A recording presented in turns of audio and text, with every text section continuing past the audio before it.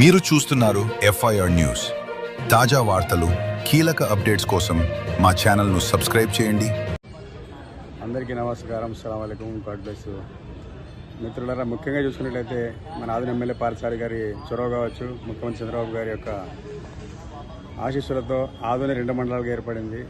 కానీ 2 మండలాలు ఏర్పడినా కూడా ఇంకా మండల అధికారులు రాకపోవడము చాలా బాధాకరము, చాలా ఇబ్బందిగా ప్రజలు ఫీల్ అవుతున్నారు. కాబట్టి ఖచ్చితంగా ఆదోని ఎమ్మెల్యే పార్థసారథి గారు చొరవ తీసుకొని ఖచ్చితంగా ఆదోని కొత్త తహసీల్దార్ను, కొత్త ఎంపీడోను, ఎవరెవరైతే ఎంఈఓ కావచ్చు, ఇలా చాలామంది అధికారులు రావాల్సి ఉంది. దీనివల్ల మండలం వచ్చింది కానీ దానికి తగ్గట్టు అభివృద్ధి లేకపోవడం వల్ల ప్రభుత్వ లక్ష్యాన్ని చేరుకోలేకపోతున్నాం. కాబట్టి ఖచ్చితంగా ఎమ్మెల్యే గారు కృషి చేసి, ఎమ్మెల్యే పార్థసారథి గారు ఖచ్చితంగా ఆదోని మండలం 2కి ఏదైతే అధికారులు అవసరం ఉందో, తహసీల్దార్ కావచ్చు, ఇతరత్ర అందరు అధికారులని నియమించేలా చేసి కొత్త కార్యాలయాలు ఏర్పాటు చేసి ఖచ్చితంగా ఈ యొక్క పనిని సక్సెస్ చేయాలని వారికి ఎంహెచ్పిఎస్ తరఫున విజ్ఞప్తి చేస్తున్నాము. ఎందుకంటే ఈరోజు చూసుకున్నట్లయితే చాలా పెద్ద జనాభా ఆదోని 3.5 లక్షల జనాభా ఉంటుంది.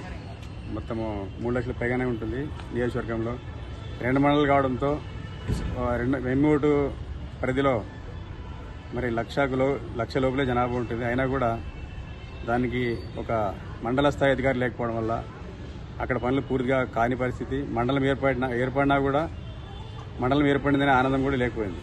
కాబట్టి ఖచ్చితంగా ఈ యొక్క సర్వేలు కావచ్చు, అదేవిధంగా పెన్షన్ల పంపిణీ కావచ్చు, రైతులకు అందాల్సిన ఫలాలు కావచ్చు, వారికి అందాల్సిన ఏదైతే ఎరువుల విషయం కావచ్చు, భూ సమస్యల పరిష్కారం కావచ్చు, ఇలాంటి వాటికి ఒకే అధికారి చేయలేని పరిస్థితి. కాబట్టి అదేవిధంగా నిధులు ఎలా సమీకరించుకోవాలి, నిధులు ఎలా పెంచుకోవాలి, ప్రభుత్వం నివేదికలు పంపడం, ఇలాంటి వాటిలో ప్రతి విషయంలో కూడా ప్రజలకు అన్యాయం జరిగే అవకాశం ఉంది. కాబట్టి ఖచ్చితంగా ఆదోని ఎమ్మెల్యే పార్థసారథి గారు కృషి చేసి ఖచ్చితంగా ఆదోని మండలం 2 ఈ యొక్క మండలానికి అందరు అధికారులని కొత్త వారిని నియమించి ప్రజలకు న్యాయం చేయాలని మరొకసారి కోరుకుంటూ, నా పేరు నూర్ అహ్మద్, ఎంహెచ్పిఎస్ రాష్ట్ర కార్యదర్శి.